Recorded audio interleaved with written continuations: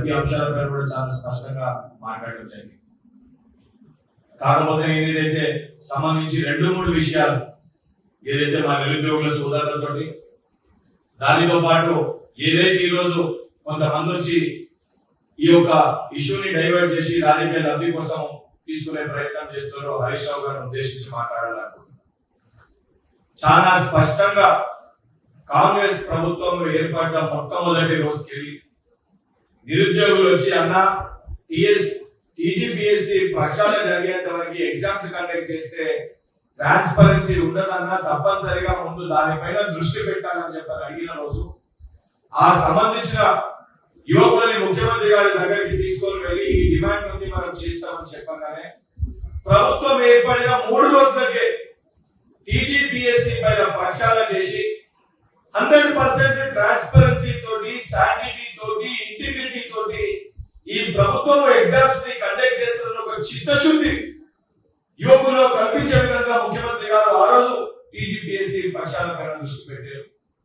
దాని తర్వాత వెంటనే ఏదైతే సంబంధించి సింగరేణికి సంబంధించి ఏదైతే ఎలక్ట్రిసిటీ బోర్డు కి సంబంధించి జెన్కో ఎగ్జామ్ ఒకటి ఉంటే అన్న జెన్కో ఎగ్జామ్ రోజే సెంట్రల్ గవర్నమెంట్ ఎగ్జామ్ కూడా ఉంది, 2 ఎగ్జామ్స్ ఓవర్లాప్ అవుతున్నాయి, ఎగ్జామ్ ని పోస్ట్ పోన్ చేయాలని చెప్పి కోరితే 5 రోజుల సమయం ఉన్నప్పుడే ఇమీడియట్ గా ముఖ్యమంత్రి గారు సంబంధించి డిప్యూటీ సీఎం గారు స్పందించి కేంద్ర ప్రభుత్వంలో ఆ రోజు ఎగ్జామ్ ఉంది కాబట్టి అది పోస్ట్ పోన్ అవ్వడం సాధ్యం కాదు కాబట్టి రాష్ట్ర పరిధిలో ఏదైతే జెన్కో పరిధిలో ఉన్న ఎగ్జామ్ ని పోస్ట్ పోన్ చేయాలని చెప్పి ఇమీడియట్ గా ఏదైతే యువకుల రిక్వెస్ట్ మేరకు ఆ ఎగ్జామ్ ని పోస్ట్ పోన్ చేయడం జరిగింది. దాని తర్వాత గ్రూప్ 1 లో సంబంధించి ఏదైతే జియో నెంబర్ 55 వల్ల అన్న మెరిట్ స్టూడెంట్స్ కి అన్యాయం జరుగుతుంది, ఇమీడియట్ గా జియో నెంబర్ 55 కూడా రద్దు చేయాలని చెప్పి రిక్వెస్ట్ చేస్తే ఏదైతే టీజీపీఎస్సీ చైర్మన్ గారికి నేను ఏదైతే సంబంధించి ఇక్కడ ఉన్న వాళ్ళందరం కూడా ఆ రిక్వెస్ట్ ని వాళ్ళ దగ్గర తీసుకొని వెళ్ళగానే ముఖ్యమంత్రి గారి దృష్టికి కూడా తీసుకొని వెళ్ళగానే ఇమీడియట్ గా దానిపైన ఆలోచించి గ్రూప్ 1 నోటిఫికేషన్ ఇచ్చినప్పుడు జియో నెంబర్ 55 ని తీసేసి నోటిఫికేషన్ ఇవ్వడం జరిగింది.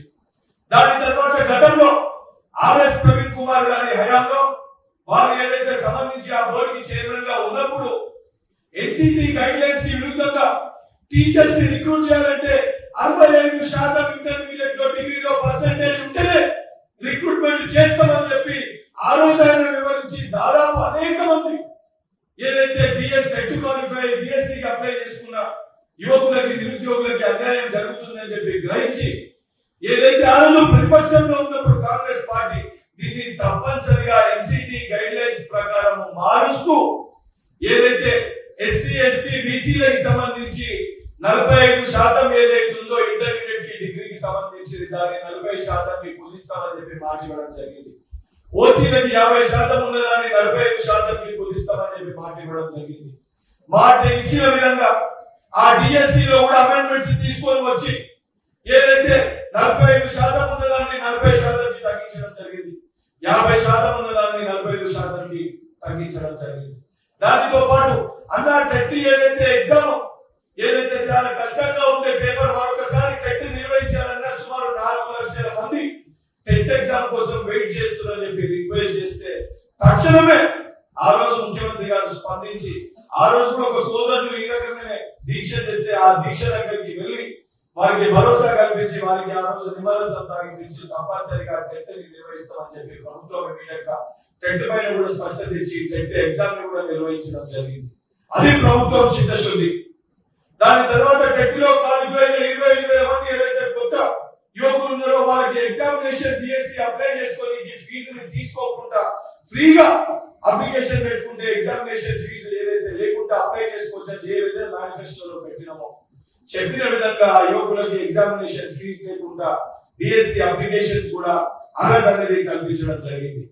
ఇవన్నీ చాలా స్పష్టంగా ప్రభుత్వం ఏర్పడిన రోజుకెళ్ళి 10th గానీ బోర్డ్ ఆఫ్ ఇంటర్మీడియట్ గానీ ఆఖరికి మొన్న కండక్ట్ చేసిన గ్రూప్ 1 ఎగ్జామినేషన్ గానీ చాలా స్పష్టంగా ఏ చిన్న అవకతవకలు జరగకుండా ఏ చిన్న లీకేజ్ కూడా లేకుండా, ఎందుకంటే గత 10 సంవత్సరాల బిఆర్ఎస్ పరిపాలనలో ఏ ఎగ్జామ్ నిర్వహించినా కూడా ఎక్కడ చూసినా ఇంటర్మీడియట్ కానీ 10th పేపర్ కానీ ఆఖరికి టీజీపీఎస్సీ కానీ ప్రతి చోట కూడా 16 పేపర్లు లీకులు చేసి ఆఖరికి యువకులకు ఇచ్చే ఉద్యోగాలు కూడా అమ్ముకునే ప్రయత్నం చేసి ఆ రోజు బోడా సునీల్ నాయక్ అనేక మంది నిరుద్యోగులు నిరుద్యోగులు ఆత్మహత్యలు చేసుకుంటే ఆ రోజు బీఆర్ఎస్ పార్టీలో ఉన్న మంత్రులు నిరంజన్ రెడ్డి గారు ఏ పార్టీలు అమలు పని చేసుకొని నిరుద్యోగులు బతకాలని చెప్పి నిరుద్యోగుల పట్ల అవహేళనగా ఎగతాళి చేస్తూ టిఆర్ఎస్ పార్టీ మంత్రులు మాట్లాడితే ఆ రోజు ఇక్కడ ఉన్న శివసేన రెడ్డి గారు మానవతర్ గారు దీనిపైన పోరాటం చేస్తే ఆ రోజు మా పైన దాడులు చేసి అక్రమ కేసులు పెట్టి వారి యొక్క వైఖరి పైన మా రోజు ఉన్న గౌరవం ఏదైతే ఆ ముఖ్యమంత్రి గారు కానీ ఏదైతే ఆ సంబంధించిన వారి మంత్రులు కానీ ఏ ఒక్కరు కూడా వారి నోరు వెలుపలేదు. ఈ ప్రతి అంశం పైన ఏదైతే సంబంధించి ఆ రోజు తెలంగాణ ఉద్యమ సమయంలో ప్రతి ఒక్క యువకులని ఏదైతే వారు ఆత్మహత్యలు చేసుకునే విధంగా రెచ్చగొట్టి పాపం వారి పైన కిరసనాలు పోసుకుంటే ఆ రోజున మా యువకులకేమో అగ్గిపేటలు దొరికినాయి. కానీ హరీష్ రావు గారికి ఏమో కిరోసిన్ పోసుకుంటే ఆయనకి అగ్గిపేట దొరకలేదు.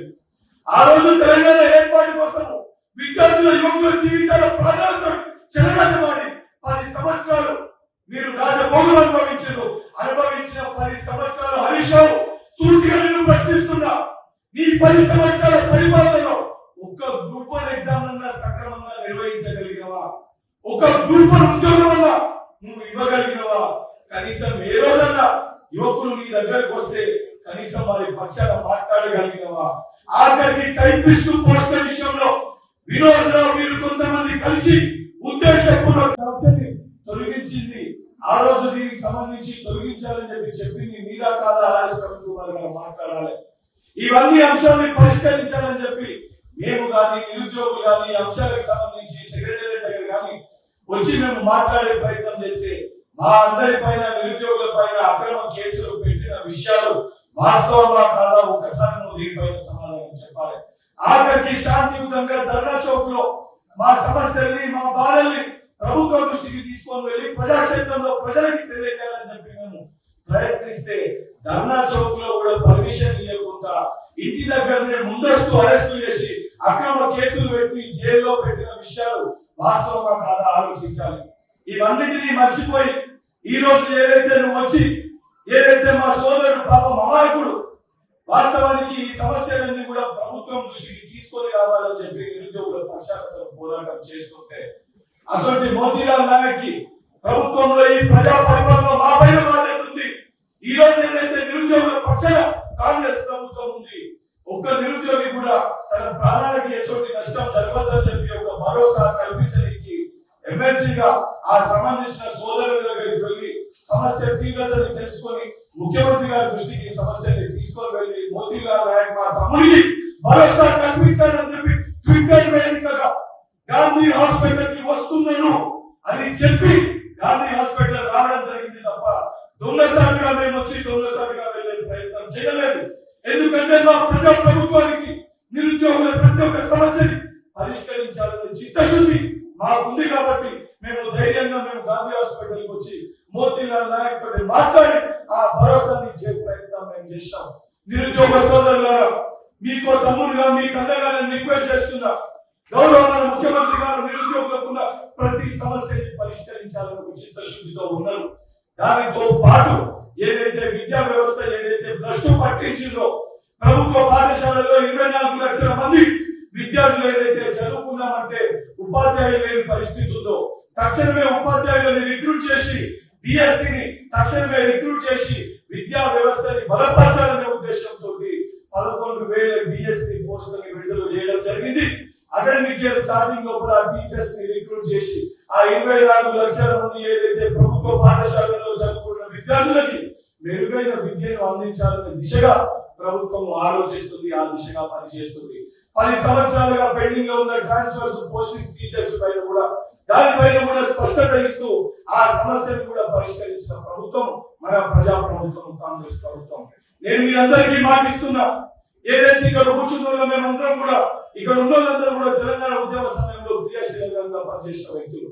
ఏదైతే దాని తర్వాత బీఆర్ఎస్ పార్టీ యొక్క పరిపాలన కూడా వాళ్ళు చేస్తున్న తప్పుడు పనులపైన పోరాటం చేసిన వ్యక్తులు. ఈ రోజు మనం అందరం కలుసుకట్టి రేవంత్ అన్న గారు ముఖ్యమంత్రి కావాలి, కాంగ్రెస్ ప్రభుత్వం రావాలని చెప్పని కంకణబద్దులై మనం అందరం పనిచేసినాం. ఈ సమస్యలన్నింటిపైన తప్పనిసరిగా ప్రభుత్వం దృష్టిలో కూడా ఉన్నాయి. ప్రభుత్వం కూడా ఏదైతే నిరుద్యోగుల పక్షాన ప్రతి సమస్యను కూడా పరిష్కరించే దిశగా ప్రభుత్వం పనిచేస్తుంది. ఆయన 100% చెప్పిన విధంగా జాబ్ క్యాలెండర్ ని కూడా అతి త్వరలో యూపీఎస్సీ తరాలో దానికి ఏదైతే టీజీపీఎస్సీ అన్ని రిక్రూట్మెంట్ బోర్డ్స్ తోటి మాట్లాడి ఏదైతే సంబంధించి జాబ్ క్యాలెండర్ ని కూడా ప్రకటించే దిశగా ప్రభుత్వం అడుగులు వేస్తుంది. తప్పనిసరిగా ప్రతి సమస్యను కూడా ప్రభుత్వం పరిష్కరిస్తుంది. నిజంగా బీఆర్ఎస్ పార్టీ వాళ్ళకి కానీ బీజేపీ పార్టీ వాళ్ళకి చిత్తశుద్ధి ఉంటే ముందు హరీష్ రావు కేటీఆర్ దగ్గరికి వెళ్ళి ఏదైతే మా సోదరి ప్రవళిక ఆత్మహత్య చేసుకుంటే ఏ రకంగా మాట్లాడిన మాటలకి బయటికి వచ్చి మా నిరుద్యోగుల సోదరులకి మా ఏదైతే సంబంధించి మా యువకులకి బహిరంగ క్షమాపణ చెప్పి దాని తర్వాత నువ్వు మాట్లాడాలని చెప్పి హరీష్ రావుని హెచ్చరిస్తూ ఈ రోజు మా సోదరుడు మోతీలాల్ నాయక్ ఏదైనా జరిగితే దానికి పూర్తి బాధ్యత హరీష్ రావు వెంట ఉన్న కల్వకుంట్ల చంద్రశేఖర్ రావు తన్నీరు హరీష్ రావు కల్వకుంట్ల తారక రామారావు ఈ కల్వకుంట్ల తన్నీరు కుటుంబమే పూర్తి స్థాయి బాధ్యత వ్యవహరించాలి. మోతీలాల్ నాయక్ గారి తెలంగాణలో నిరుద్యోగికి ఏమి జరిగినా కూడా తెలంగాణలో యువకులతోటి నిరుద్యోగులతోటి హరీష్ రావు అదే విధంగా కేసీఆర్ ఫార్మ్ హౌస్ ని ముట్టడిస్తాం. ఈ యొక్క కల్వకుంట్ల కుటుంబాన్ని తెలంగాణ రాష్ట్రానికి వెళ్ళి తనకి కొడతామని చెప్పి వారిని హెచ్చరిస్తున్నాం. అసలైన తొలి వెలుగు. ఫాలో వాట్సాప్ @తొలి వెలుగు అఫీషియల్.